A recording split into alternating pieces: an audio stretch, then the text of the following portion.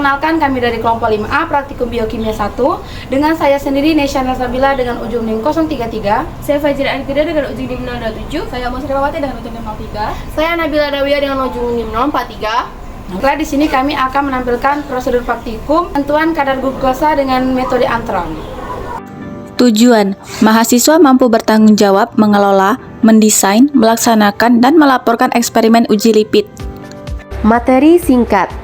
Karbohidrat merupakan senyawa organik penting yang berfungsi sebagai sumber energi utama bagi makhluk hidup dan termasuk dalam golongan polihidroksi aldehida atau keton, serta senyawa yang dapat menghasilkan turunan tersebut melalui proses hidrolisis. Nama karbohidrat berasal dari konsep awal bahwa senyawa ini merupakan hidrat dari karbon. Karena sebagian besar memiliki rumus empiris dengan perbandingan unsur karbon, hidrogen, dan oksigen sebesar 1:2:1. Misalnya glukosa yang memiliki rumus molekul C6H12O6 dapat ditulis sebagai CH2O atau COH2O yang menggambarkan kesetaraan jumlah atom antara ketiga unsur tersebut. Adapun alat dan bahan sebagai berikut.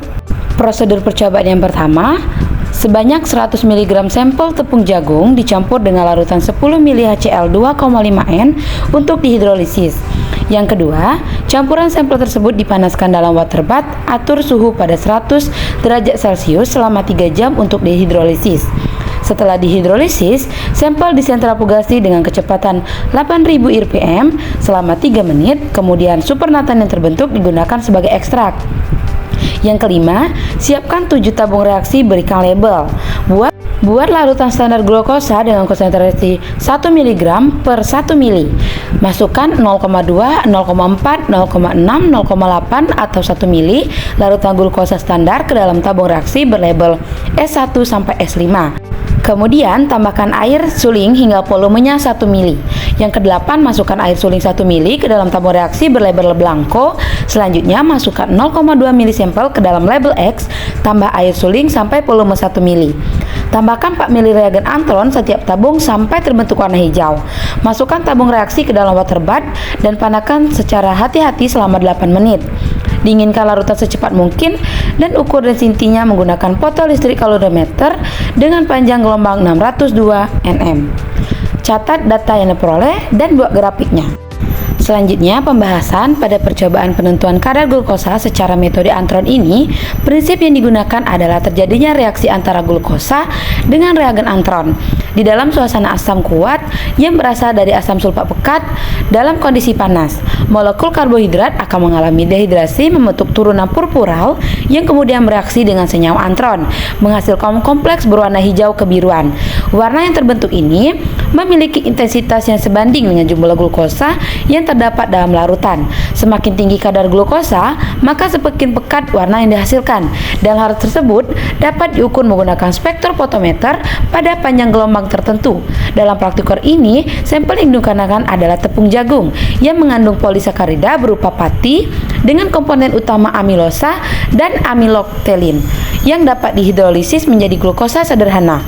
Berdasarkan data hasil pengamatan, nilai absorbansi meningkat seiring dengan penambahan volume larutan standar glukosa, yaitu dari 0,496 pada volume 0,2 ml hingga 1,518 pada volume 1,0 ml. Hal ini membuktikan adanya hubungan linear antara konsentrasi glukosa dengan absorbansi yang diperoleh sesuai dengan hukum Lambert-Bird yang menyatakan bahwa intensitas cahaya yang diserap berbanding lurus dengan konsentrasi zat yang menyerap cahaya tersebut.